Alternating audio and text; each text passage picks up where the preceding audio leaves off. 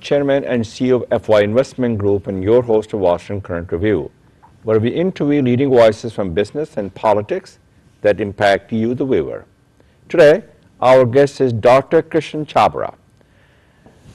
Thank you very much for coming to our show, Dr. Chhabra. Thank you very much for having me, Frank. I appreciated you taking the time Thank you. To come over here and talk to us. Tell me a little bit about yourself in terms of educations and anything you want to tell us a little bit about. Sure. When did you come to the United States and why did you cross the Atlantic Ocean to realize the American dream? I'll be happy to answer all that, Frank, but is it okay if I ask you a question first? Sure, by all means. When I see someone like you who is involved in so many activities, there's one thing that comes to my mind, and that is, what did Mother Octopus say to baby octopus? Let me tell you if you were thinking. Also, I will tell you when you hear Frank Islam, what does it mean? Here it goes. When you hear the name Frank Islam, what comes to mind? A lot of things, including the mansion, one of a kind. Community service, entrepreneurship, keynote speaker in forums, right and left, involvement in many associations, and many prestigious awards that are very hard to get. Political liaison from New Delhi to Washington, D.C. Love of art, education, and philanthropy. That too we can see. Tons of TV interviews, lot of guests like me, and topics very wide. How does Frank know it all? It sure is a big surprise. How does Frank do it all? It's mind-boggling and no one understands. All I can think of is, what did Mother Octopus say to baby octopus? Give me a break. All I have is 8 hands. Thank you very, very much You're for your kind word, and thank you very much for all you do to serve our community. And I will take that and I will treasure it. Thank you. And thank you very much. So let's go back to our questions a little bit. And thank you. Sure. I did my bachelor's in mechanical engineering from Delhi University. Mm-hmm.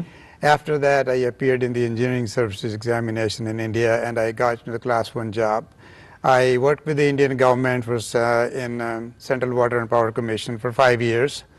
Then I came to United States, and I came here to the George Washington University. Oh, as a professor? No, as a student. As a student? And then I did my master's, and then I did my doctorate in operations research, and I've been here since then. Wow. What a story. So you crossed the Atlantic Ocean to realize the American dream. Absolutely. And you have achieved the American dream. Absolutely, I have. America, as John Winthrop said in 1632 on a ship Arabella, he was the first governor of Massachusetts, America is a shining city upon a hill. You must always consider all the eyes are upon you. So all the eyes are upon you as I interview you. Thank you. So wonderful thing to do. So the operation research, and then you work for who and what happened there, and then then I want to talk about your transition to the arts and poetry. Sure. In terms of the work, I am a management consultant. I have done the work in the area of systems analysis, systems engineering, simulation and modeling, cost-benefit analysis, project management. I am also a certified project management professional, PMP. And in terms of the employment, I have worked with very large firms like Booz Allen and Hamilton, Mitre Corporation, BAE Systems, and in fact I had my own little company for some time. And in terms of the nature of the work, it has been again fairly broad, but mostly large IT systems. Okay, so you are an IT professional. Yes. Which I used to have that profession myself. Yes. And I had my own company, I sold it. Yes, yes, that I know very well, yes. With a little profit, yes, of course, $400 million, but yeah, yes, I remember that, yes. So what is your hobby, and how did you transition from the IT to the writing poetry and getting into what I consider art and culture, which is very important to all of us? Yes. Actually, Frank, it has been my hobby, ever since I was a child. I mean, I used to write. In fact, I remember... So you write in what language? I write in Hindi, Punjabi, and also in English. Okay. All three go together. In fact, I remember when I was probably in the 6th grade, when I wrote my first own poem, which I had the opportunity to recite in Shimla on the Independence Day on the mall with all the gathering there. Wow. And it went something like, oh, kaisa shubh din aa gaya, oh, 15 August aa gaya. This is based on a tune from the movie Barsat, 1949. Oh, mujhe Is that Nargis? Yes. And Dilip Kumar? Raj Kapoor. Raj Kapoor? Yes. The two best actresses. So this is what I do. I usually keep the tune. I change all the words. Wow, that's what I do. So I've been doing that ever since I was a child. So I mean, it just is a hobby. This is your hobby. Absolutely. What motivates you to, and what inspires you to write the poetry, and what effects do you have on the people life in change and by your work that you do? Sure. What I write is mostly it is humor, parodies. Actually, the majority of the time I have written is when you have the ladies sangeet, the weddings, birthday parties, all those things. I always write. I have always written something or the other, either for my family or my friends, and every time it's a new song, choosing a new tune. I mean, the tune is the same, but I change the words. What it does is it makes people laugh, smile, and they just love it. They become a part of it because I ask them to sing along with me and all those things. So it is their joy and the happiness, which is what I feel really, really good is that. And so that is what I do. And I mean, this is, and then slowly and slowly, now that I've taken the retirement so that I can watch the sunset. So you do it full time on this? Now, yes. So in the past, are you going to collect all these poetry and write a book? Actually, Frank, that's absolutely one of my goals, because if I go back in time, I've got a stack of things already in Hindi, in English, and all of those. So yes, that's exactly the direction I would like to go. So that's the legacy you leave behind. Yes. Very good. What inspires you to write? Obviously, you write for the songs and the poetry on the happy occasions, and the birthdays and the wedding and so on and so forth. Yes. But what motivates you? Motivation is one that it makes me feel good because I'm making people laugh and smile. So it also connects the people? Yes, because and yes, one of the aspects is there also the feedback. When I mean, I can go on and on from that. Whenever last time we were there at a wedding, huge gathering, and I just sang a song, and one guy he came up to me, he said, "Chhabra Sahab, aapne mere dil ko chhu diya." So it touched upon your heart? Yes, upon my heart. And I said, "What is it?" He said, "You sang that old song from Raj Kapoor's, Shri 420." So who's your best, beside the Lata Mangeshkar and Asha Bhosle and Mohammad Rafi, who else is your? Mukesh. Mukesh? What about Kishore Kumar? Yes, me too. But I mean, if you ask me in terms of the choices. So those are the, okay. Yes, because Mukesh, the way I feel is his things, come from the heart. And most of the songs are like. But I love Mohammad Rafi's song too. Yes, of course. I mean, if you ask me. What about the tune? What about the lyrics? Naushad was the best one. Yes. Kafi Azmi and Javed Akhtar does a very good job. Yes, of course. And there's a lot of others. So which one is your favorite? That'll be a tough one to say, but I mean, tunes are tunes. I mean, the only thing I can say is I love the old tunes. Okay. I mean, the new ones, they're okay, but they're not my favorite. And anytime I go back, in terms of the selection, if you ask me, it has to have it should be lively, it should have a beat with it, so that I can mold the songs, to fit that tune, and also that the audience can join me. For example, Nurmaya, Vastavaya, those are some of my favorites, which I use them, to tune that.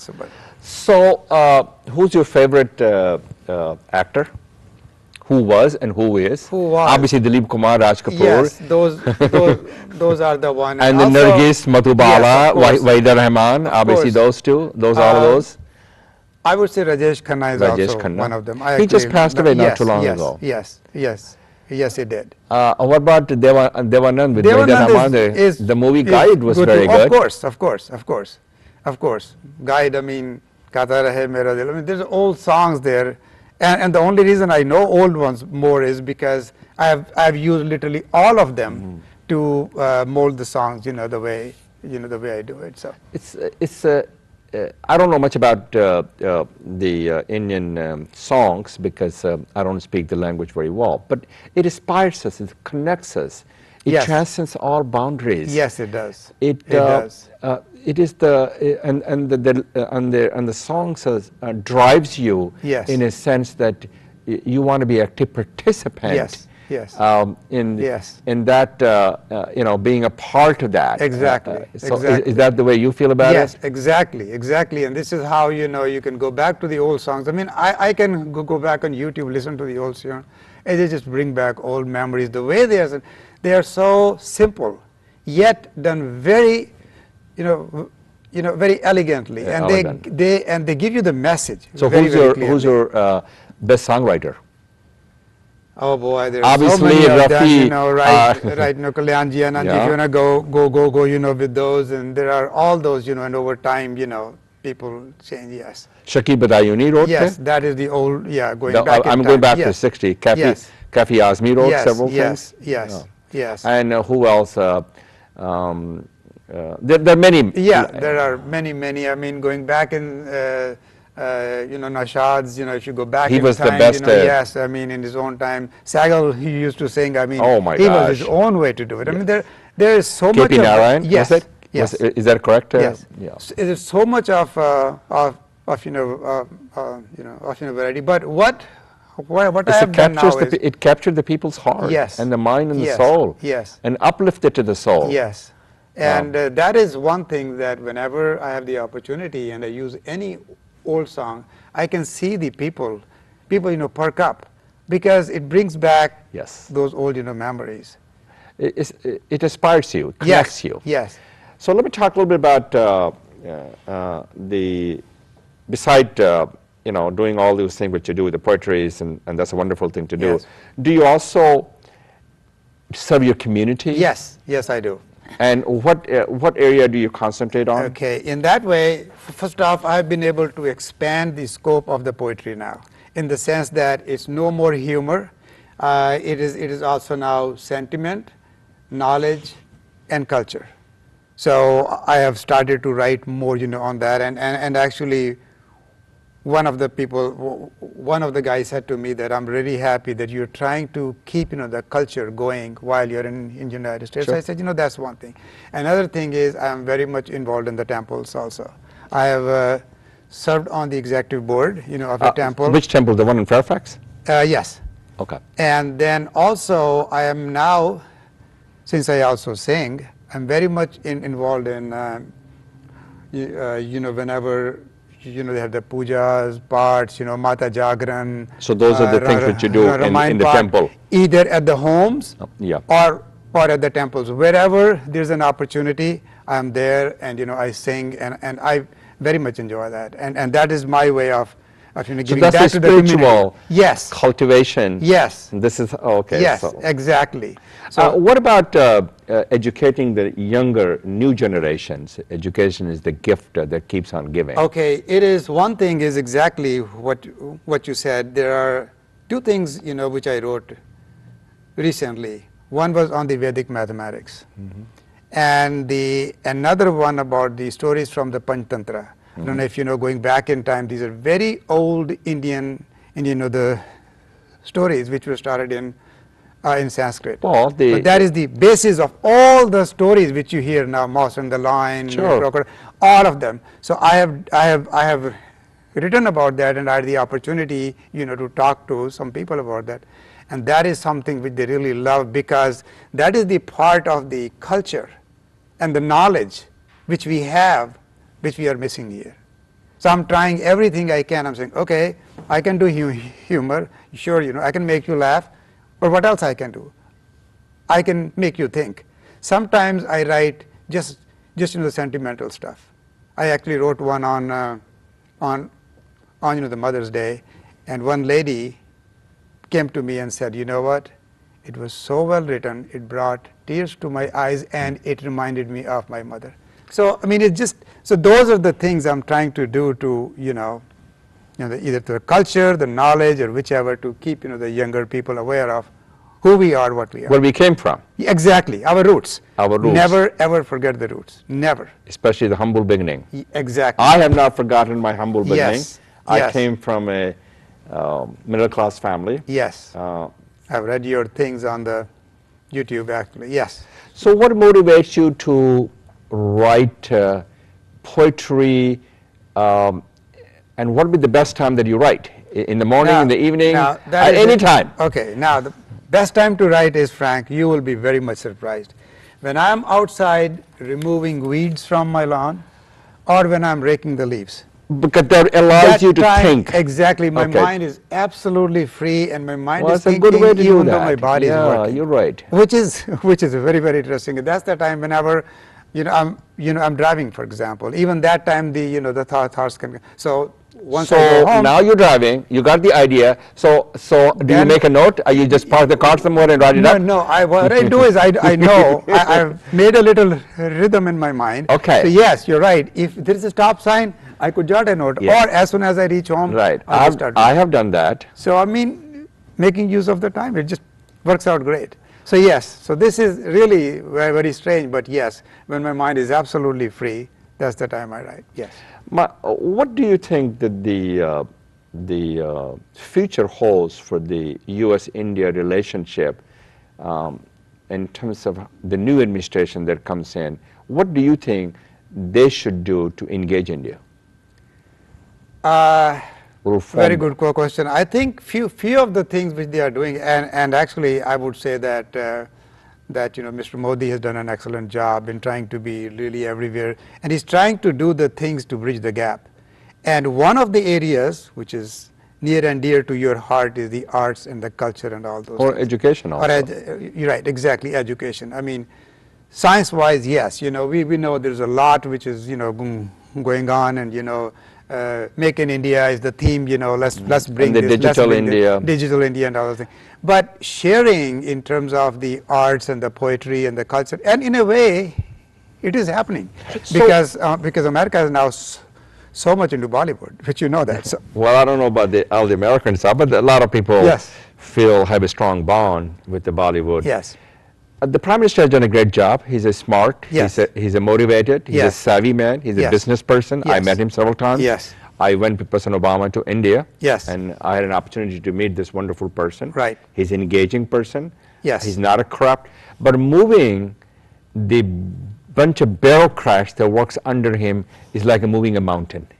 You are absolutely right. It is impossible to deal with them. Because you know what, the biggest problem is... It's obstacle. It is. They are obstacle. It is obstacle, and even if they are not, guess what? Because the opposition party, they cannot see him succeed. Even if there is not an obstacle, they are going to create an obstacle. And that's something... But one thing that people talk about it, and this government, this administration is concerned about, what's going on in terms of religion intolerance and the freedom of faith under his leadership. Yes. There have been a lot of incidents. The ministers, some of the ministers have spoken without thinking it through. And that's something that would tear apart the fabric of that nation, and the democracy cannot grow when the people don't have opportunity. Yes, there are always pros and cons, to that, but I think overall he's doing extremely well, and yes, he is trying to hold people accountable, and that's a big thing, Once you hold them accountable, okay, why it's not done, and all the things. So yes. But my concern is that the ministers that he has are not well. I would say they're knowledgeable, they're smart, but they're not very experienced. Well, that is true. Yes. That is exactly. Obviously, he was in opposition for so long. They were not able to nurture. Yes. So the experience does lack. Experience does lack. You're absolutely right. But on the other hand, if you have had someone who had a lot of experience, I think there'll be a lot of experience also in the area of corruption, right? Oh. So I mean, that's what I'm saying. So yes.